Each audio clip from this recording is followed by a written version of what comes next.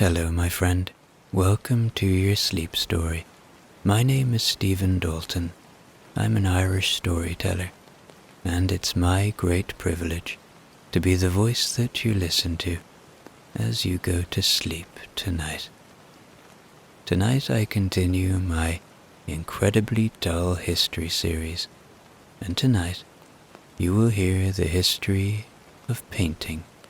Painting art, that is. Not house painting.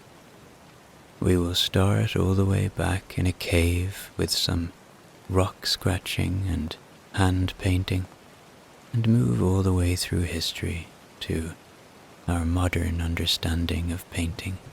These dull history stories are meant as a little bit of fun as you go to sleep, so I hope that I bring a smile to your face tonight.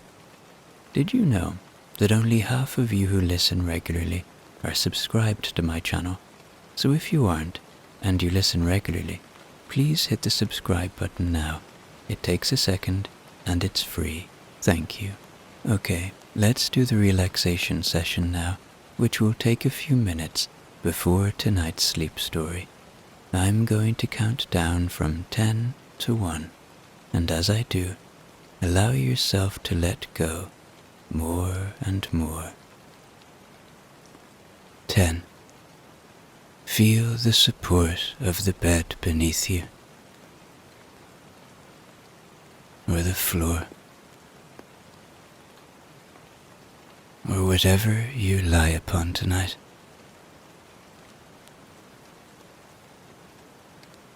Really feel that support. And beneath all of that, there is the support of the earth, our home, our constant support.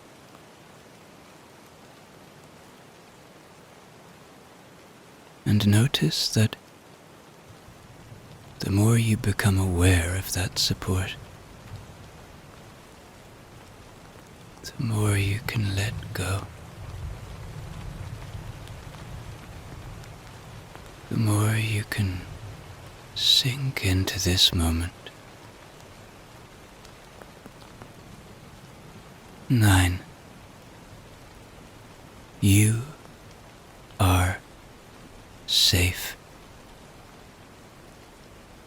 Know that tonight my voice is nothing but a friend, a guide of kindness that will only ever take you to safe places. Allow my voice to be an anchor of peace, guiding you to beautiful, wondrous places. 8. Become aware of your body now. And as you do, just become aware of your breath for a moment.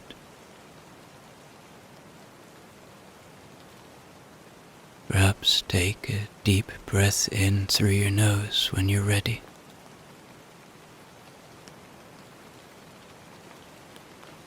And breathe out when you're ready. And maybe another deep breath. In.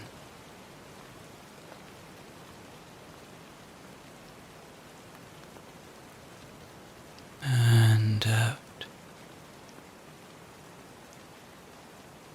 And as you become aware of that breath,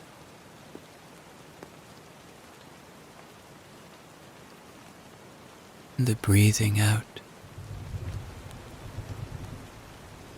with each out breath, let go a little more. Maybe move through your body. Check where you're holding tension or pain. Maybe it's in your feet, your lower legs, your thighs,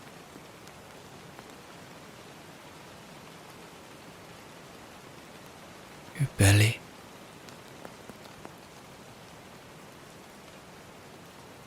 your chest, your back, or shoulders,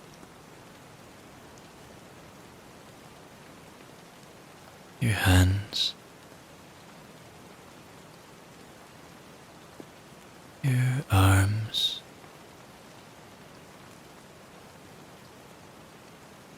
your neck,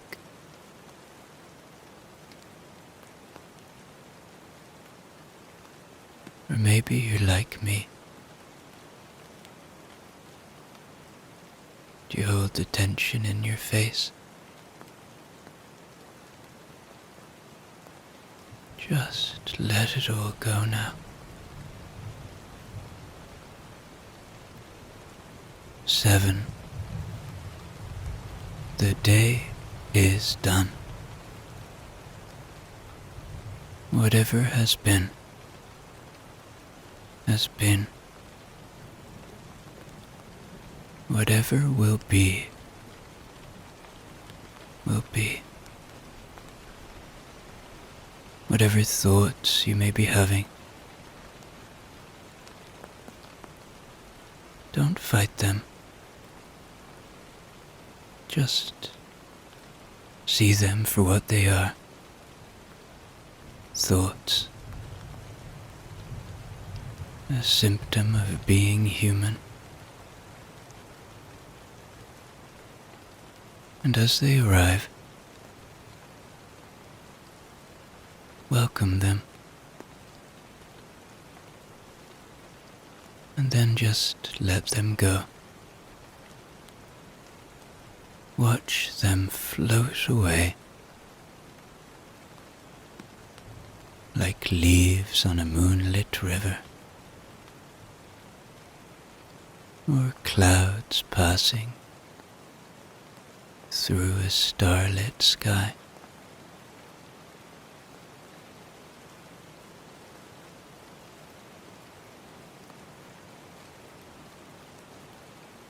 Six.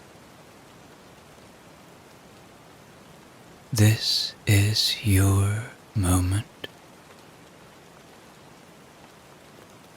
This is your time.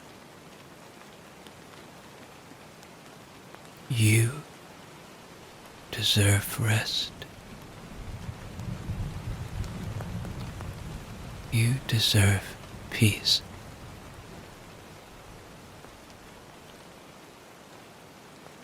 There is nowhere to be now. Nowhere to go. No obligations. Absolutely nothing to do but settle into this moment.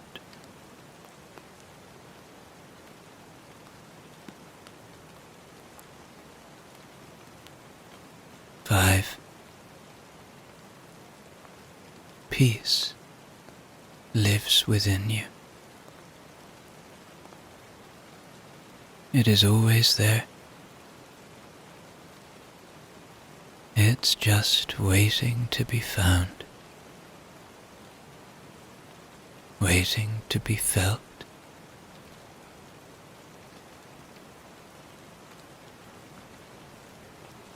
Maybe you can find it tonight.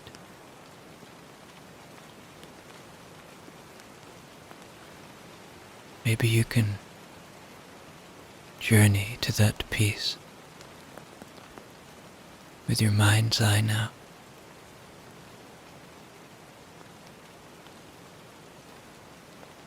Maybe you find it in your chest,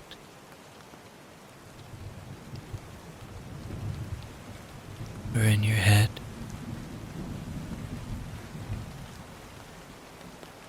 Wherever you might find it, know that it's a constant friend. For perhaps feel a little gratitude now. Gratitude for the simple things, for the shelter you have tonight, whatever it may be.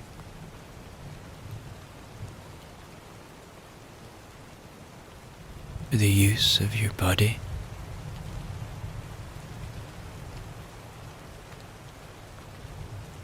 for the ability to just lie here and listen to a sleep story.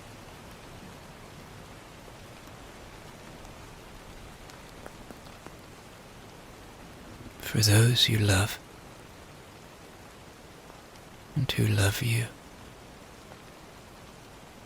know that you are loved, whoever you are and wherever you are tonight.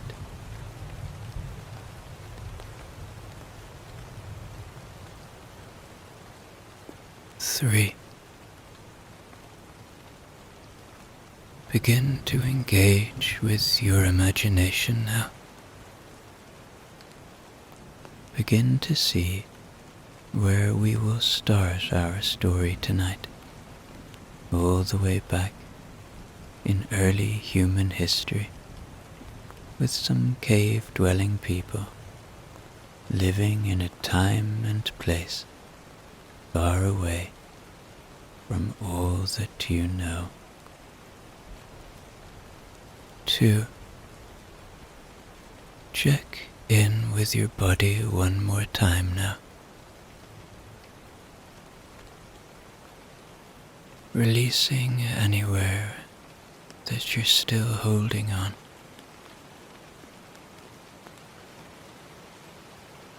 And 1. Completely letting go now. As I tell you tonight's sleep story.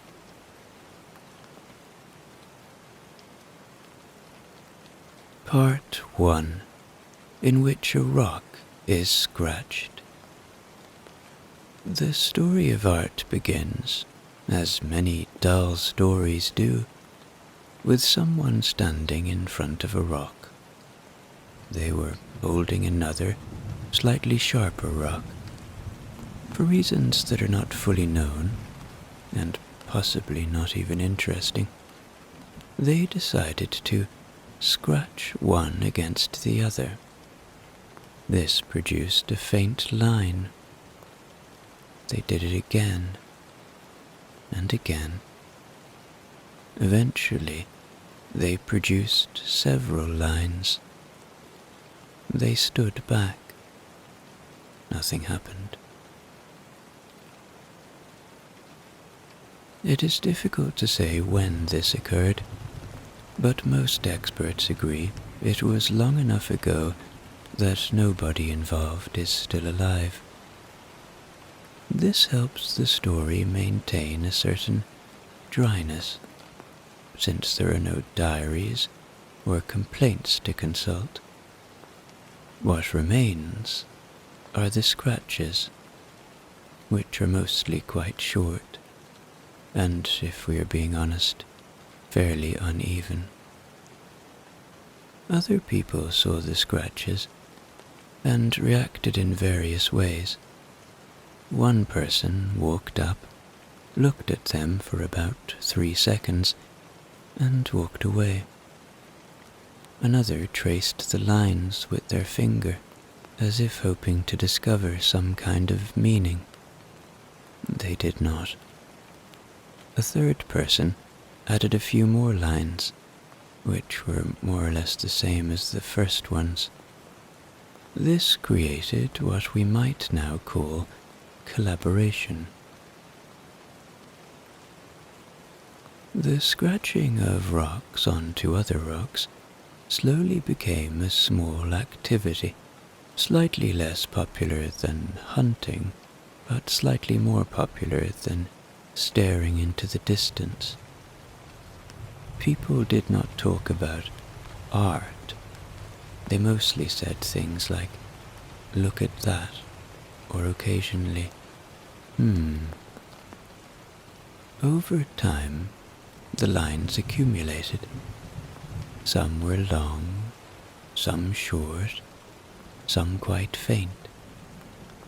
A few people decided they preferred their scratches indoors, inside caves, where the wind couldn't interfere.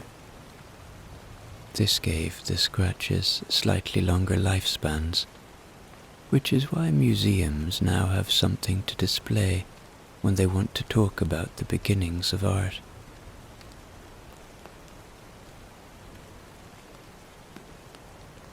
Part 2, in which something is smeared.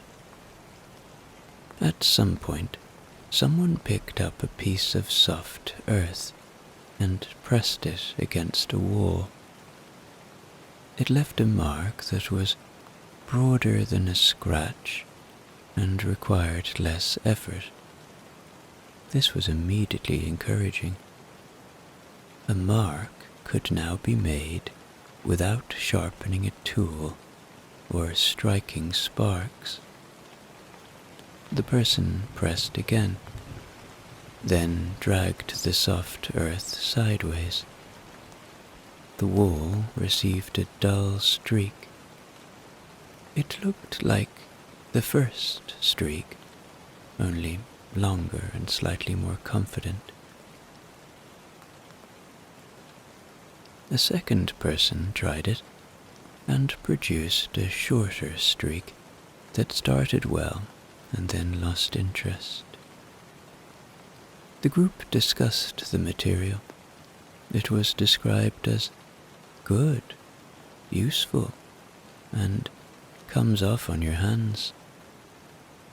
They experimented with other substances that also came off on hands: crushed berries, damp ash, animal fat mixed with soil, and something yellow found near the river that nobody wanted to think about for too long. Each substance made a different kind of mark. Some stayed, some faded, some smelled. The smell was noted but not solved. Application methods improved with very minor innovation. A thumb worked.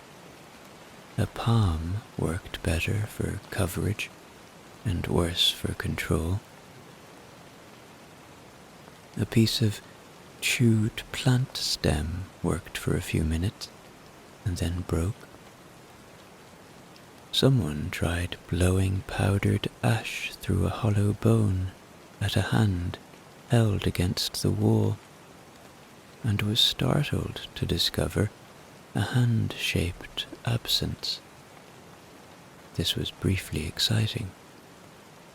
Then it became another thing they could now do when they had time.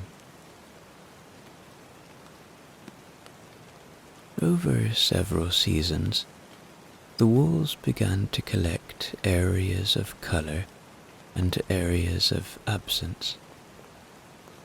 Sometimes the marks gathered around bulges in the rock, as if the rock had suggested something without actually saying it. People stood in front of these walls and made reasonable, quiet noises. If a mark happened to resemble an animal, the person who made it did not insist on the resemblance. If it did not, nobody argued. storage became an issue. The useful earth dried out, the berries rotted, the ash went wherever ash goes.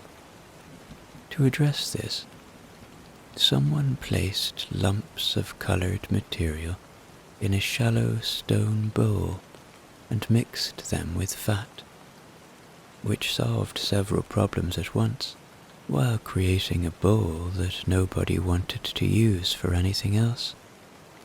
This was considered progress. The wall, which had never asked to be part of any of this, took the next layer as calmly as it had taken the first.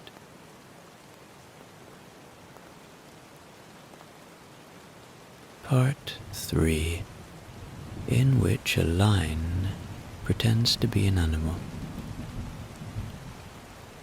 After many streaks, smears, and careful thumbprints, someone made a line that was slightly curved and slightly longer than usual.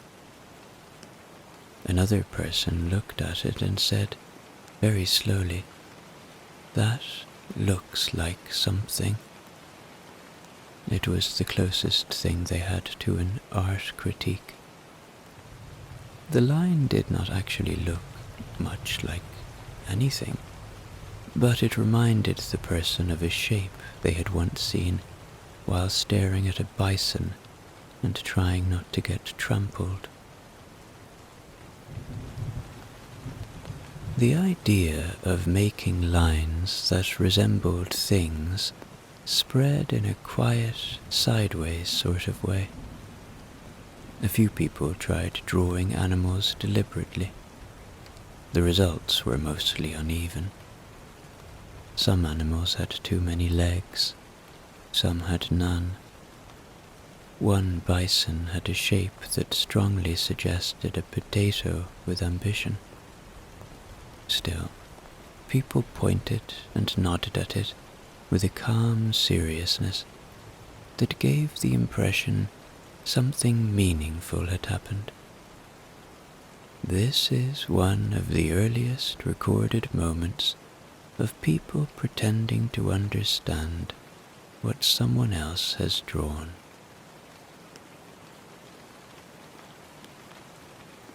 Once people decided that lines could represent something, they began to make them longer and more complicated.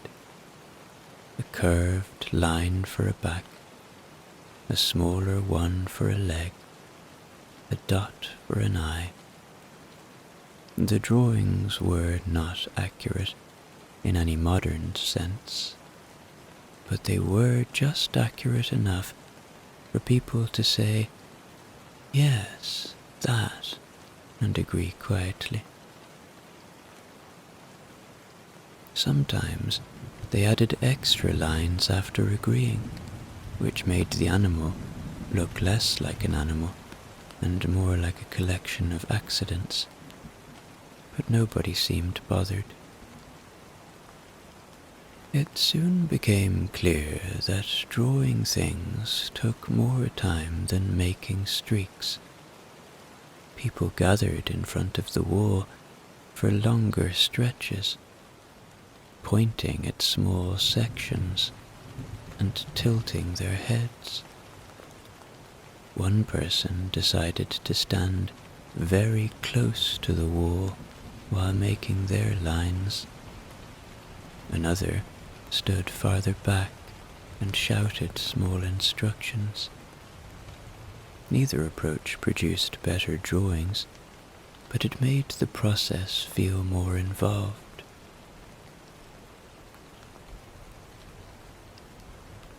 A new role emerged in the group. The person who did the least drawing but the most staring. They stood with their arms folded, making quiet, thoughtful noises, as if deciding something important. The others accepted this without question. This would later become known in more elaborate societies as the critic. When enough of these potato-shaped animals had accumulated, people began returning to the wall on purpose, even when they weren't bored. They walked in, stood in silence, and looked. Nobody quite knew why. This was the first exhibition, although no one called it that, and no one charged anything at the door. The bison didn't mind either way. Part 4, in which someone stands in front of a wall and explains it to someone else. As time passed, people began returning to the same wall again and again, as though it might one day change if they stared at it long enough. It did not change, but people found new ways to talk about it, or at least gesture vaguely in its direction. One person began pointing to specific shapes on the wall and describing what they believed those shapes represented. This was less about accuracy and more about sounding confident. Another person joined them, listening with the same expression used for difficult weather. They occasionally nodded, even when they couldn't see the animal being described. This exchange lasted long enough that a third person wandered over, not because they were interested in the art, but because it was happening near where they were standing. Soon, 4 or 5 people were gathered around the wall, looking at the same uneven lines and quietly agreeing with each other, for reasons none of them fully understood. The habit of explaining things caught on. A few people started using long, slow hand gestures to demonstrate the supposed movements of the animals in the drawings. These gestures did not help the animals look any more like animals, but they did make the explainers feel more important. One of them began using a stick to point to individual marks. The stick made a soft clicking sound against the rock, which added a sense of occasion. Some people preferred listening to explaining. These people stood slightly farther back, with a look that could be mistaken for deep thought. In truth, most of them were thinking about food or the weather. But from a distance, their stillness gave the moment a sense of quiet significance. This is the earliest known instance of people pretending to understand art because other people are pretending too. Over time, the act of standing in front of the wall and talking about it became as common as making the marks themselves. Some people arrived at the wall with no intention of drawing at all. They simply folded their arms, tilted their heads, and explained the wall to each other.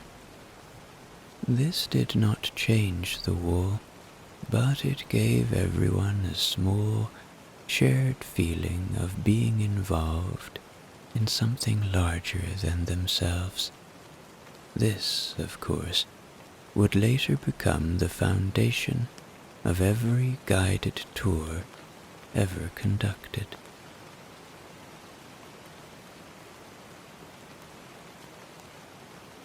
Part 5, in which tools become more complicated than they need to be. For quite a long time, hands had done most of the work. They pressed, smeared, pointed, waved, and occasionally jabbed. But eventually, someone decided that if a short stick was good for pointing at art, then a longer stick might be good for making it.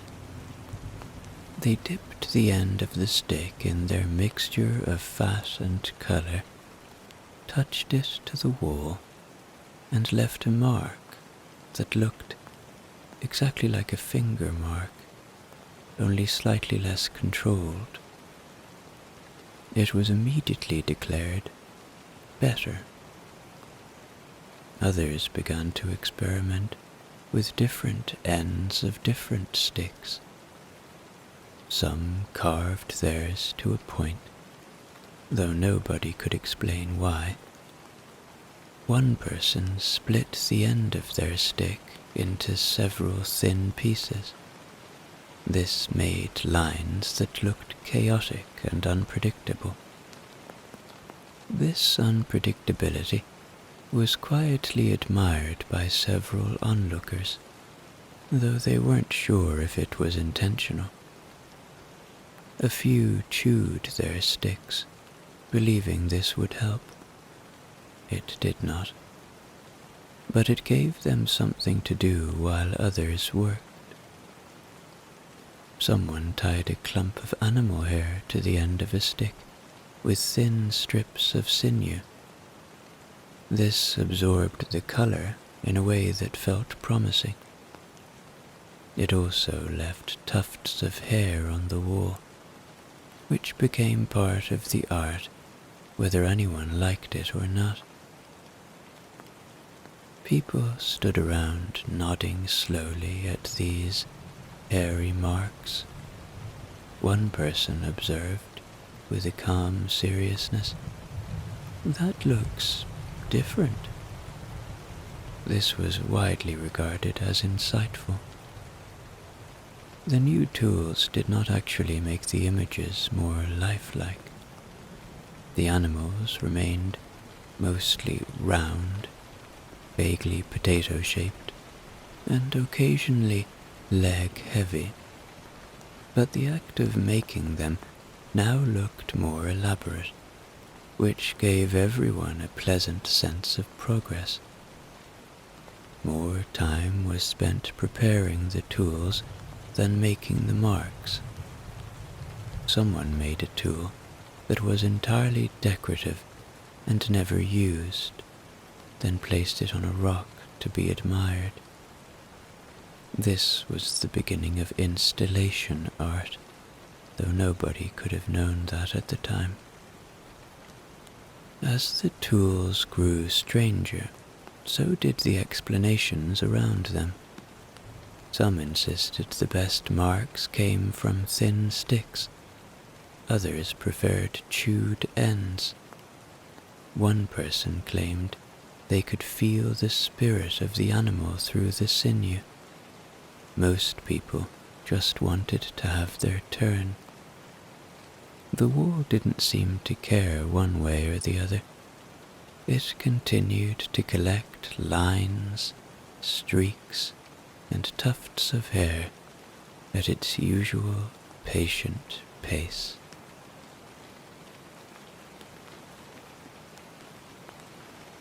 Part 6, in which a wall becomes full and someone invents another wall. Over time, the wall became crowded. Potato-shaped animals jostled for space with streaks, handprints, hairy marks, and several ambitious lines that never quite worked out. New arrivals found themselves forced to draw in corners, in gaps between earlier efforts. or on top of someone else's work. This caused a polite but noticeable tension. No one wanted to say out loud that the wall was becoming busy, but everyone thought it. A small group met near the fire to address the situation. They discussed whether the old drawings should be erased, but nobody wanted to be the one to do it. Someone suggested scratching over the faintest marks. Someone else suggested smaller drawings. Someone else stopped listening halfway through. Finally, someone pointed at another rock face nearby and said, "That could be a wall too." The group stared at it for a long time. It looked exactly like a wall. This was seen as a breakthrough. The second wall was treated with great ceremony. Several people stood in front of it before making the first mark, just to make sure it had the proper amount of silence. A single curved line was added. Everyone nodded, as though something momentous had happened. Over the next weeks, the new wall received more lines, shapes, and streaks. The excitement was palpable, in a very quiet and deliberate way.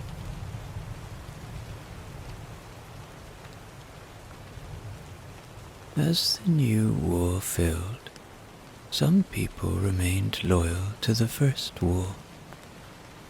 They spoke about its original feeling and sense of weight. These were not measurable qualities, but they said them with slow, serious voices.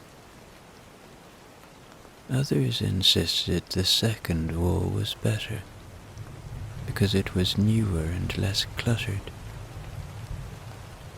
A third group stood between the two walls and pointed at both, hoping to seem wise. This was the earliest recorded split between traditionalists and progressives, though nobody used those words. The presence of multiple walls encouraged a surprising development. Some people began visiting the walls without making any marks at all. They walked between them slowly, folded their arms, tilted their heads, and sighed quietly. This was seen as a valid form of participation. In time, these people became known as patrons.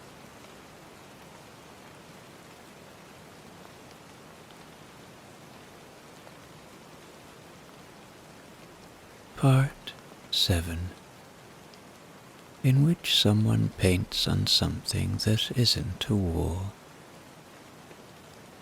Eventually, people began to wonder whether all marks needed to live on the side of a cave.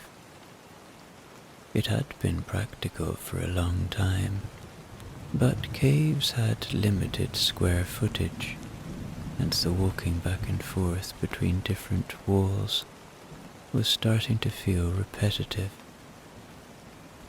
One day, someone carried a flat piece of bark to the fire and pressed a lump of colored earth against it. The bark accepted the mark with no objection. This was seen as deeply convenient. The advantages were obvious and discussed at length. mostly by people pointing at the bark and saying things like, "You can move it." This meant the art no longer had to be tied to a single damp location. You could take it to a gathering. You could store it behind a log. You could hold it in your hands and look at it again later, even if you'd left the cave. This was revolutionary, in the same quiet, slow way all dull revolutions are.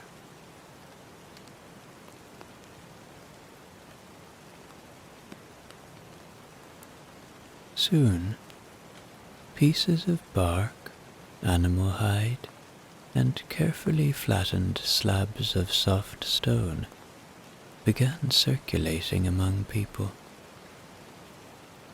One person made a small animal on a piece of bark and carried it to another group several valleys away. The group looked at it, nodded, and placed it against their own wall. The first portable exhibition was born. The creation of movable art led to some unexpected behavior. A few people began making more marks than they had places to store them.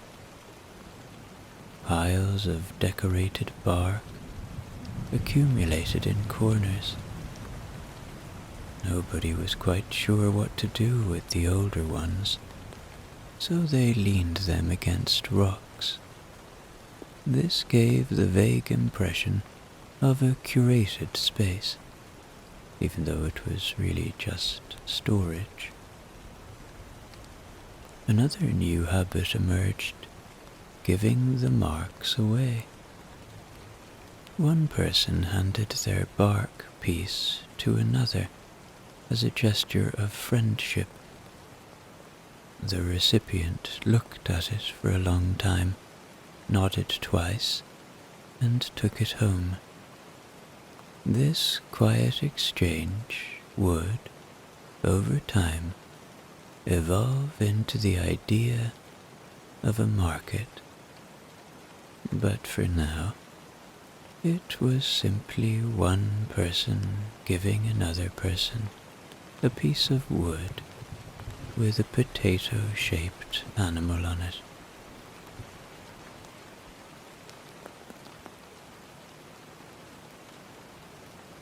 Part 8, in which art becomes an actual job, whether people like it or not.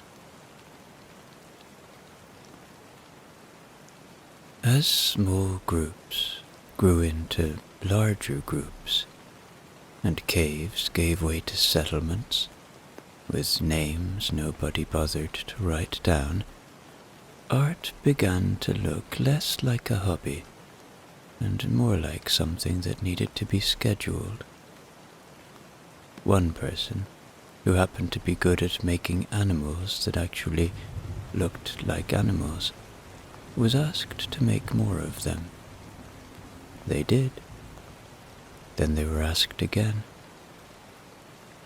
After the 5th or 6th request, it became clear they no longer had a choice in the matter.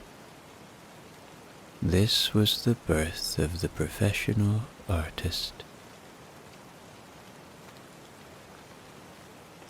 The professional artist sat in a fixed place, surrounded by stacks of bark, wet clay, bits of stone, and a small cup of something that was described as paint, in a tone suggesting it was more important than it really was.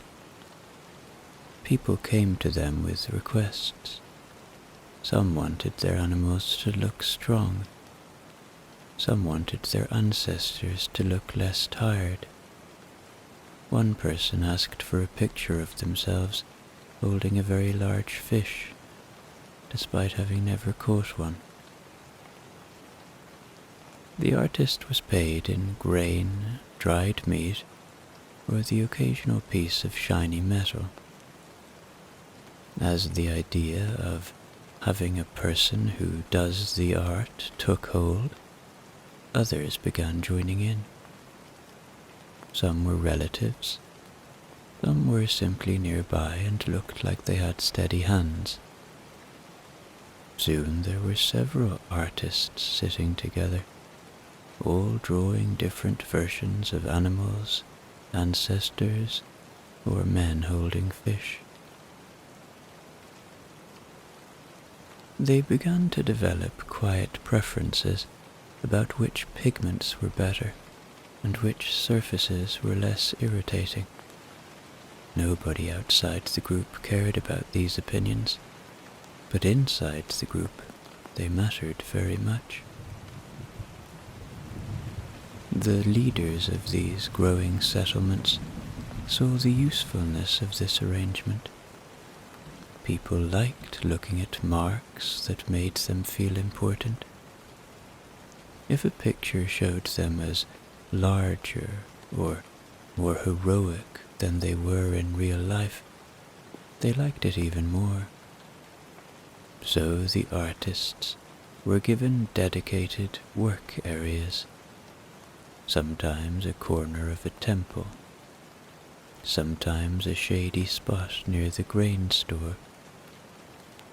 This was the first known instance of state-supported art, although at the time it was mostly about making powerful people look taller than they were. Just like that, something that had once been done slowly and without purpose became something people did on command. A new social role appeared.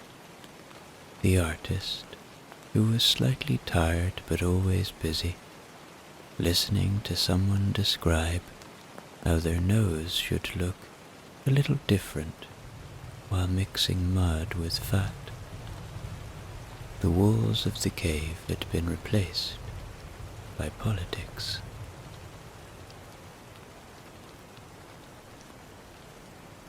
Part 9, in which temples, kings, and unnecessary columns get involved. As settlements became towns, and towns decided they were cities, people started building larger places to be impressed by. These places had tall stone columns, wide steps, and rooms that echoed slightly, even when nobody was speaking. Leaders liked these echoes. They said it made things sound important. Once the buildings existed, it was only a matter of time before someone suggested covering them with art. There was a lot of empty wall space, and empty walls made powerful people nervous. Temples were the first to receive this treatment.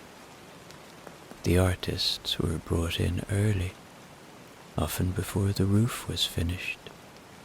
Someone explained, very slowly, that they should make the gods look powerful, not a little powerful, extremely powerful. This involved making them taller than everyone else in the scene, giving them well-defined arms, and surrounding them with animals that had no interest in realism. The artists did not question this. They painted what they were told, occasionally making the gods' feet larger than necessary to fill awkward gaps.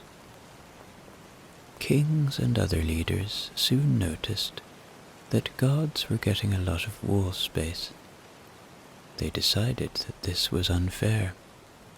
Their solution was simple. They ordered their own walls. These walls were larger, brighter, and often placed closer to where people entered the building, so they would be seen first. Artists now spent their days alternating between painting gods that didn't exist and kings who did but looked better on plaster. The difference between the two was minimal. To decorate these spaces properly, more tools and materials were invented. Brushes made from carefully selected hair, pigments ground from stones that took far too long to find, large scaffolds that wobbled gently in the wind. Artists spent hours balanced on narrow planks, painting enormous hands, holding enormous scepters. It was tiring work, but it came with better food than drawing on bark. This was considered fair compensation. Columns appeared everywhere, though nobody was completely sure why. Some were carved, some were painted, some were simply left alone. People pointed at them and said things like, "Very fine," or "solid work." Art and architecture became linked in a way that nobody fully planned. You couldn't build something big without someone suggesting it needed a mural, and you couldn't paint a mural without someone standing under a column nodding slowly. This period gave rise to two kinds of artists: those who quietly followed orders, and those who quietly followed orders but had strong opinions about how blue should be used. This subtle difference would keep art history going for several thousand years.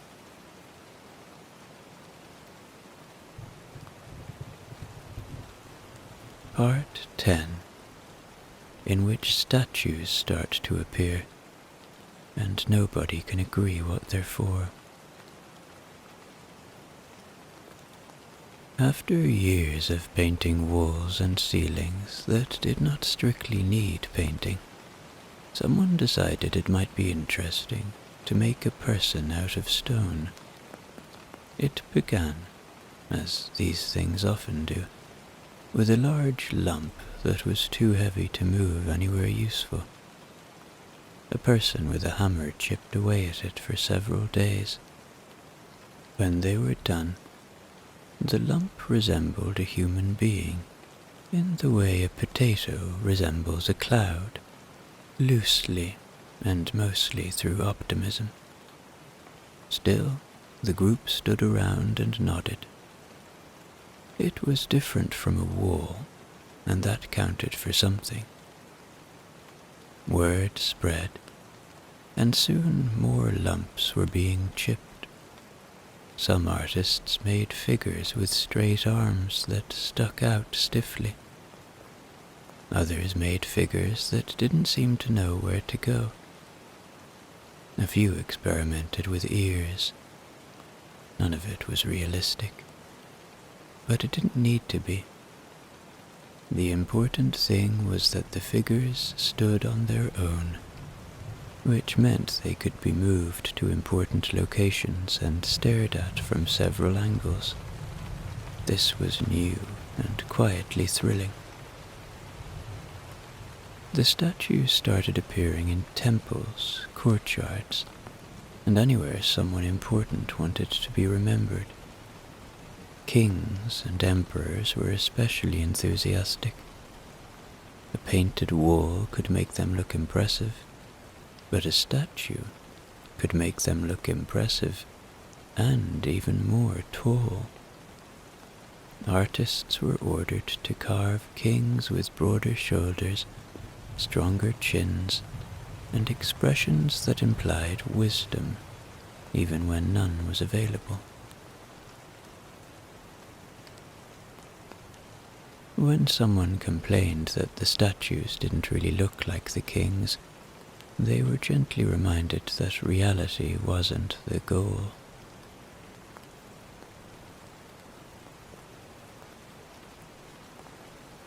Part 11, in which paint starts to matter more than the wall itself.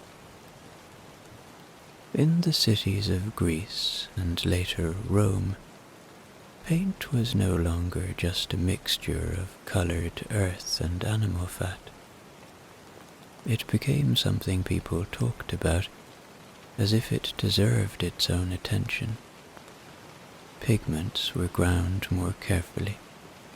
Some came from crushed stone, some from plants, a few from sources so expensive that only temples and the very rich could afford to use them. This gave paint a kind of quiet prestige, which was convenient for those selling it.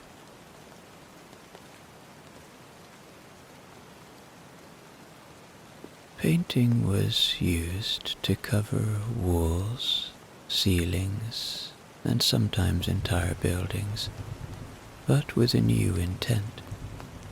In the earlier days, a wall was a place to put a mark. Now the wall was just a surface for the paint to make into something else. People painted stories, battles, feasts, gods, people standing in ways that suggested they were important. The paint no longer simply described things. It arranged them, cleaned them up, gave them better posture. Painters began to hold a particular kind of status. They weren't priests or rulers, but they were useful to both. Painters were paid with coins, goods, or in some cases, the promise of being allowed to paint another wall. A few painters experimented with shadows, trying to make a flat figure look less flat. This was considered remarkable. It didn't make the paintings more lifelike exactly, but it made people pause for a moment and say, yes, in a way that suggested they had noticed something clever. Paintings began to develop depth, or at least the idea of depth, which would later cause a great deal of unnecessary discussion. The most ambitious painters started signing their work, not with signatures as we know them, but with quiet marks or small names written low on a corner. This made no immediate difference to anyone looking at the painting, but it mattered to the painter. It was the first hint that a painting could belong to a person rather than a temple, a king, or a god. That small shift would carry a long way.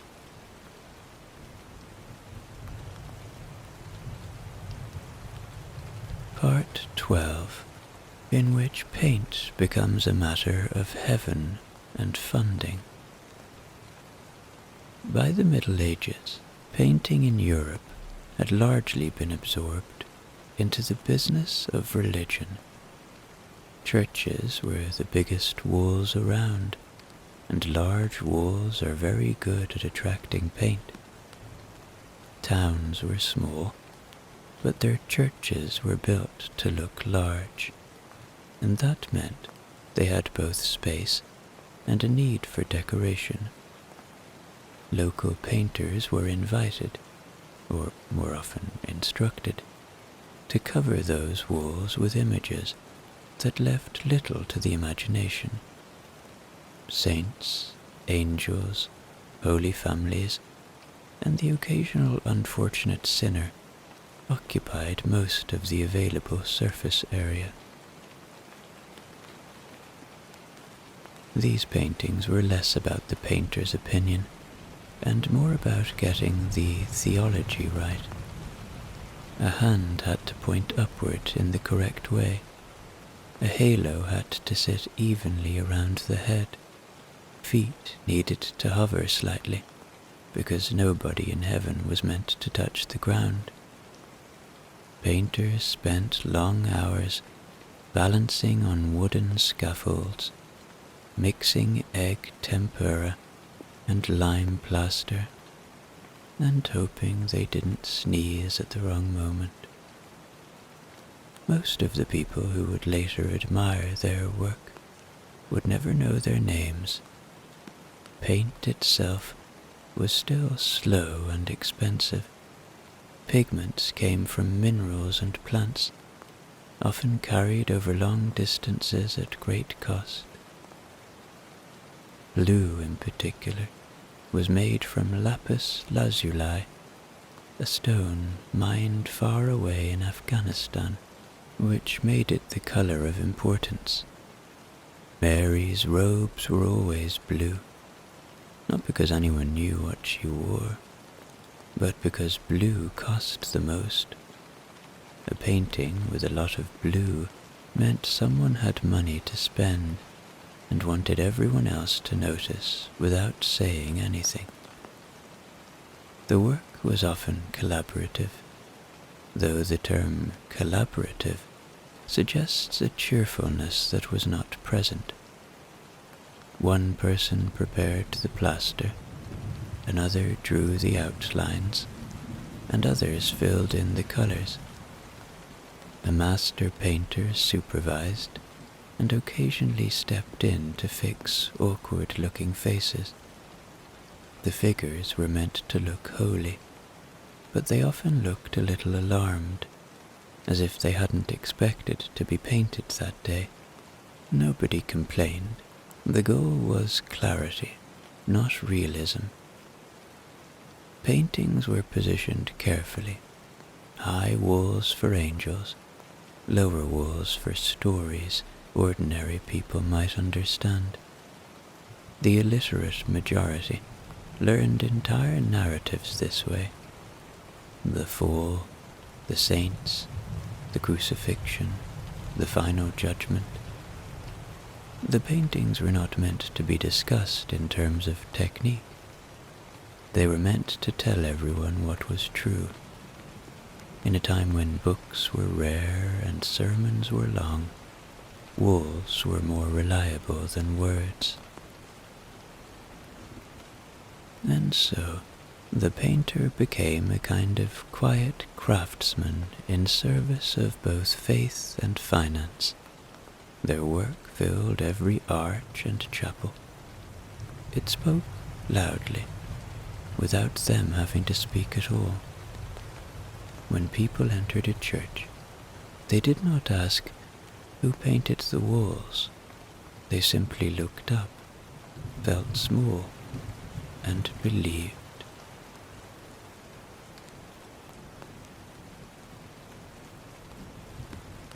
Part 13, in which painting decides to take itself seriously. By the time Europe stumbled into the Renaissance, painting had stopped being just a background for religion, and had begun to behave like it mattered on its own.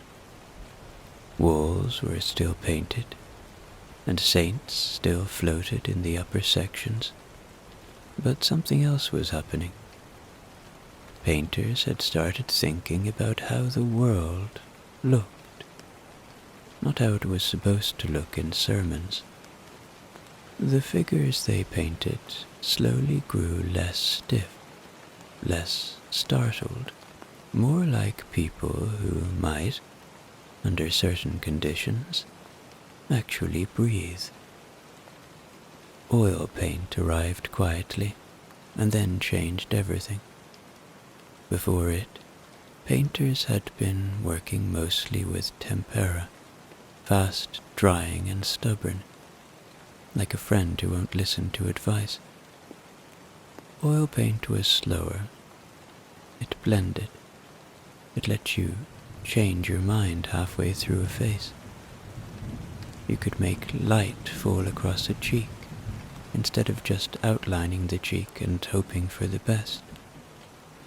Flesh tones began to look less like plaster and more like skin.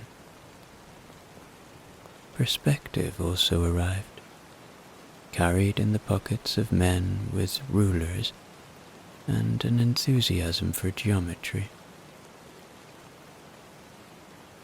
Painters began drawing lines that vanished toward something called a vanishing point, which for several decades impressed everyone. Floors in paintings suddenly had direction. Buildings receded into the distance, instead of stacking up like blocks. Viewers stood in front of paintings and tilted their heads slightly, sensing they were supposed to be impressed, but not entirely sure why. Wealthy families realized that paintings didn't need to stay inside churches anymore. They could have them at home, displayed in rooms where guests would have to notice them. Portraits became fashionable, faces framed carefully, eyes fixed in a way that suggested patience and power. Nobody painted themselves smiling. Smiling was considered unserious. The background often showed tidy hills and well-behaved trees, which gave the impression that life was orderly, even when it wasn't. Artists began signing their work more boldly. Their names were spoken aloud.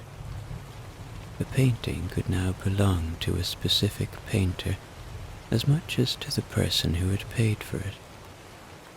Workshops turned into studios. Painters began traveling, teaching apprentices, accepting commissions from people who wanted to look richer, wiser, or simply better lit.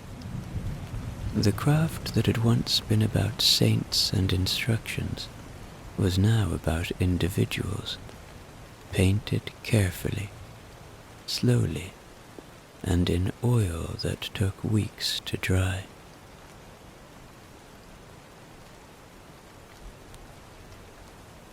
Part 14, in which artists become famous and everyone develops an opinion. After the Renaissance, painting lost its quiet church manners and wandered into the wider world, where it learned about attention. Kings, dukes, merchants, and anyone with a decent amount of gold decided they needed paintings. The paintings didn't have to be religious anymore. They could be portraits, landscapes, or bowls of fruit that looked much more expensive than the actual fruit. People discovered that paintings could decorate walls, start conversations, and most importantly, make other people jealous. Artists began to acquire reputations that stretched beyond their towns. A few of them became known by a single name, which is always a dangerous sign. Patrons began competing to hire the best of these names. Entire fortunes were spent on convincing a painter to travel several hundred kilometers just to paint someone looking slightly bored in a velvet chair. The painters, for their part, developed the useful habit of being unavailable.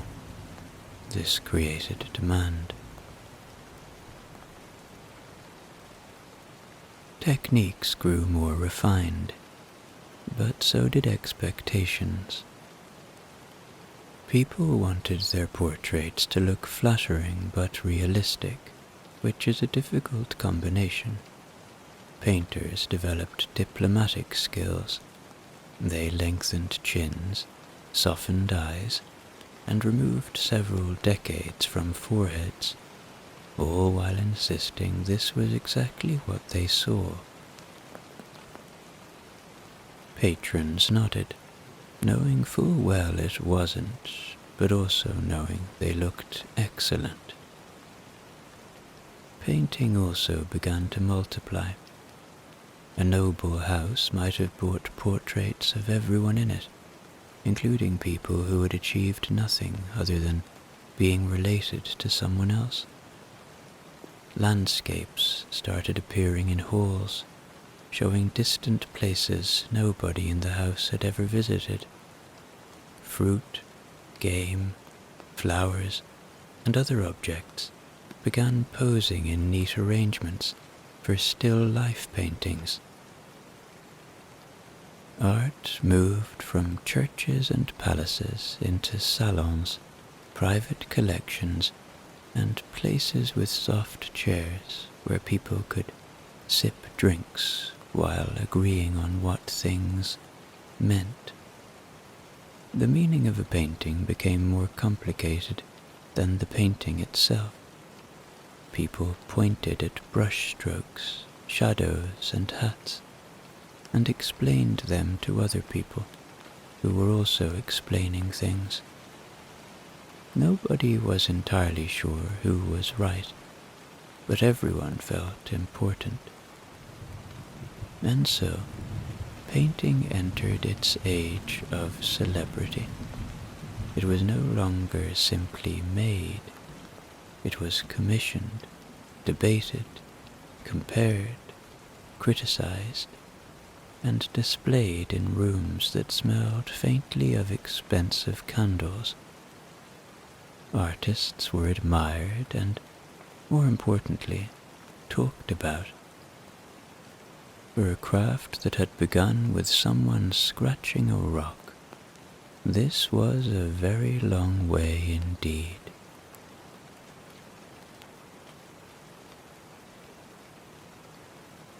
Part 15, in which painting ends up in galleries and everyone starts walking around very slowly. By the 18th century, paintings had become too numerous to fit comfortably in private homes, and too valuable to keep in churches where people occasionally leaned against them. The solution was obvious to someone, somewhere. Put them all in one building, charge no one to enter, and make everyone whisper. Thus the gallery was born. The earliest galleries were not planned as public spaces. They were private collections belonging to very rich people who had run out of dinner guests to impress. Over time, though, it was decided that sharing these collections might be good for public education, or at least for public admiration. Citizens could now look at hundreds of paintings in a single day, though after about 15 minutes, most of them could no longer tell one saint, fruit bowl, or battle scene from another. Visiting a gallery quickly became a social ritual. People learned to walk slowly, hands behind their backs, heads tilted at the approved angle. Whispering was encouraged, even when there was nothing to whisper about. Couples drifted through long corridors, stopping occasionally in front of something that looked important. Yes, one might say, very strong composition. The other nodded, though they were mostly thinking about lunch. artists themselves began to divide into two uneasy groups. The first painted in traditional ways and received medals, invitations, and polite applause. The second painted in ways that confused everyone, including themselves. This second group often sold nothing, but was discussed endlessly by people who didn't buy anything either. Both groups considered the other insufferable. Meanwhile, museums kept multiplying. Every city that wished to appear cultured built one. Paintings were transported, reframed, catalogued, and hung according to new systems that nobody truly understood. Visitors could now move from one country's greatness to another's without going outside. Guides appeared, offering helpful facts such as, "This one took 12 years to finish," and "The artist died halfway through." Nobody was sure what to do with that information, but it sounded educational. And so the gallery became the modern cave, a place where people still came to stare at marks made by other people, hoping to feel something beyond mild admiration and footache. The walls were brighter now, the lighting better, and the gift shops far superior. But the act itself, walking quietly, nodding meaningfully, moving on, remained essentially unchanged.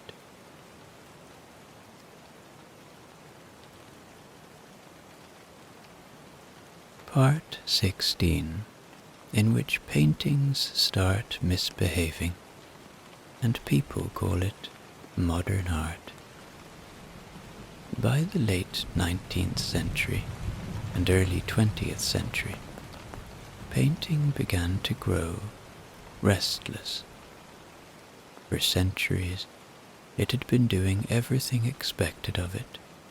Saints, kings, brutes, people standing near columns, and frankly, it was bored. Painters decided to stop behaving. They abandoned proper perspective, gave up on matching skin tones to actual skin, and started putting eyes in places where eyes didn't strictly belong. Critics called this challenging the tradition. Everyone else called it confusing. Some painters took their brushes outdoors and painted light itself. It didn't hold still, but that was part of the point. Others splashed colors onto the canvas with the enthusiasm of someone cleaning a carpet. A few decided that if a chair could be painted, then a painting of a chair could also be a chair. At first, people thought this might be a temporary phase, like a rash. It was not. Collectors were unsure what to do. Many paintings no longer looked like anything they could describe without apologizing. Portraits lacked faces. Landscapes lacked land. Fruit bowls were reduced to colors that looked faintly aggressive. At the same time, galleries began filling up with people standing in silence before paintings that contained only a few lines and a confident signature. The less there was on the canvas, the longer people seemed to stare. Some painters explained their choices in long manifestos. These manifestos were written in sentences that looked like they had been painted rather than thought through. The more confusing the manifesto, the more certain people felt that something important must be happening. People began nodding at blank canvases. It became common to say things like, "It makes you think," even when nobody could explain what they were thinking about. Meanwhile, paintings themselves became portable to a degree nobody had imagined.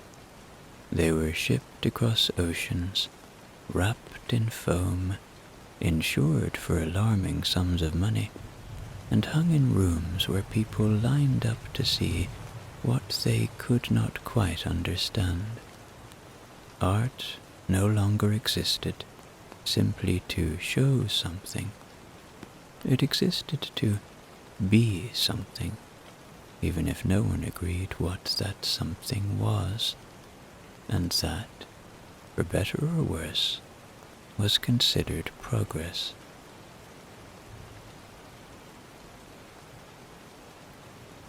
Part 17, in which paintings become expensive enough to be considered currency. By the time the 20th century folded into the 21st, painting had become something even more powerful than beauty, faith, or perspective. It had become an asset. Paintings were still hung on walls, but those walls were often inside vaults. People now bought them, not just to look at, but to quietly own. A painting could be worth the same as a building, or a small country's annual carrot supply. It was no longer about color or composition. It was about price. Auctions turned into events. Rooms full of people wearing tailored clothes sat still, while a person with a gavel shouted numbers that grew larger every few seconds. The paintings themselves said nothing. They were carried in, stared at briefly, and carried out again, often to a new wall in a new country. Nobody applauded the brushstrokes. They applauded the final number. Even the fruit bowls were going for millions. This new reality created an interesting situation in which many of the most important paintings were rarely seen. They spent their time in controlled environments with no windows and excellent air conditioning, admired mostly by insurance brokers. Galleries borrowed them for brief visits, like relatives invited for Christmas and then quietly sent home. People stood in long lines to look at a painting for 12 seconds before being moved along by someone with a lanyard. Meanwhile, painters kept painting. Some still worked in studios that smelled of turpentine and indecision. Others worked in climate-controlled spaces where assistants did most of the painting for them. A few decided that the idea of painting was enough, and that the painting itself was optional. Collectors bought those too. At this stage, the market was less about what was painted and more about who could say they owned it first.